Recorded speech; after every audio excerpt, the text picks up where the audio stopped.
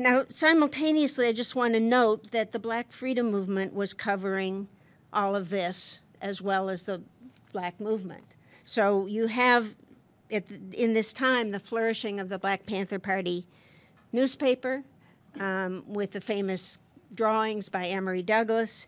You have the Nation of Islam paper in Chicago with our own Salim Muakil, who was at the time an editor of that and has gone on to be an extraordinary journalist here in Chicago. You have the Black Arts movement happening with Third World Press establishing itself for the first time, and the poet Hakeem Adabudi starting Third World Press with Gwendolyn Brooks. We should all go see tomorrow the opening of the Gwendolyn Brooks statue, only the second statue of a woman in Chicago. And you have people doing theater and playwriting like a Mary Baraka or Leroy Jones at the time. And you have the formation of the women's movement, which has been going on for the last 3 years, but coming into flowering right here in '68. The kind of second wave, what's called the second wave, which includes, of course, the Combahee River Collective of Black women.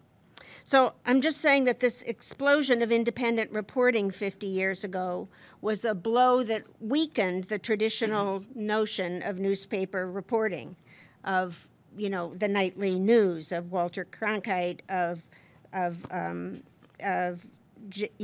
James Reston going to a Saigon hotel and reporting the war from there. And it exploded it really because of the social movements and because of these kind of journalists.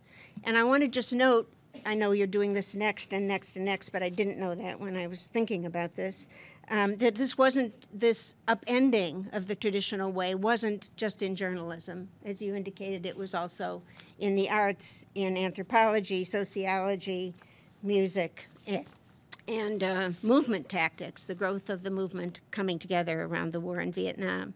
So I think that the flourishing underground press was a response, in a way, to what the journalists in Saigon called the 5 o'clock follies, which was the nightly official U.S. news broadcasting that was done at 5 o'clock, where people came out of the hotel bars and wherever else they were hanging out in Saigon to listen to the American official press releases.